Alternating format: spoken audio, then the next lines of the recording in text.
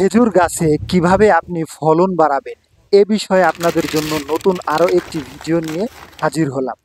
আজকে আপনাদের মূলত আমি দেখাবো খেজুরের ফুল আসার পরে কিভাবে এটা প্রসেসিং করে প্রক্রিয়া করে আপনার কিভাবে এর ফলন বাড়ানো যায়।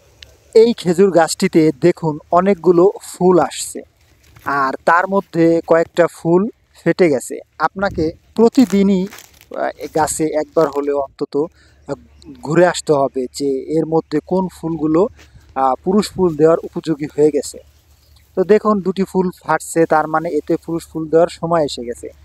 আপনি কি করবেন? আপনি প্রথমেই পুরুষ ফুল সংগ্রহ করবেন। অনেকেই প্রশ্ন করেন যে ভাই আমি কিভাবে পুরুষ ফুল সংগ্রহ করব।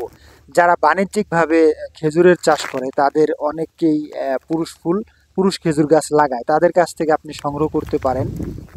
তারপর আপনার খেজুরের যে ফুলটা আছে এই ফুলের বাইরে যে আবরণ আছে এই আবরণগুলো আপনার খুব সতর্কতার সাথে পরিষ্কার করতে হবে। তারপর এর যে ফুল আছে এই ফুলগুলো আপনি আলতোভাবে ধরবেন এবং এগুলো নিচে থেকে যত দূর নিচে যাওয়া যায় এই নিচ পর্যন্ত করবেন। আর এটা খুব সতর্কতার সাথে করতে হবে, কারণ এই গাছে অনেক কাঁটা থাকে। আর যে কাঁটা রয়েছে এই কাঁটাগুলো আপনার এই ফুল আসার অন্তত 1 মাস আগে গাছের সমস্ত কাঁটা পরিষ্কার করে দিবে। যারা আমার ভিডিওটা দেখছেন, যদি ভিডিওটা উপকারী মনে হয় তাহলে অবশ্যই শেয়ার করে দেবেন এবং চ্যানেলটি সাবস্ক্রাইব করতে অবশ্যই ভুলবেন না।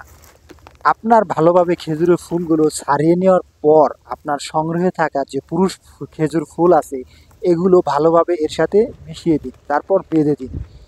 আর কিছু জাত আছে যেগুলো আপনার অবশ্যই কাগজ দিয়ে ঢেকে দিতে হয়, আর এটাও সেই জাত যেখানে আপনার পুরুষ ফুল দেওয়ার পর অবশ্যই কাগজ দিয়ে ঢেকে দিতে হবে, যাতে পুরুষ খেজুর ফুলের মধ্যে যে পাউডার থাকে এগুলো বাতাসে উড়ে না যায়। কারণ আপনার অপচয় রোধে এই পাউডার অপচয় রোধে আপনার কাগজ দিতে হবে, এবং যে বাতাস থাকে এবং বৃষ্টি বাদল বা ধুলাবালি থেকে রক্ষা করতেই আপনার এই কাগজ দিয়ে ঢেকে দিতে হবে।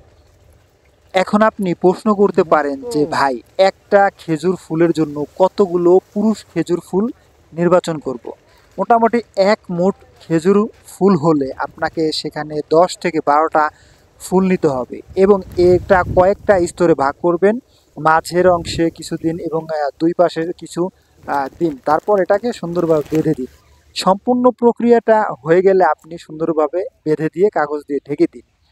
এটাই মোটামুটি পরাগায়নের সম্পূর্ণ প্রসেস।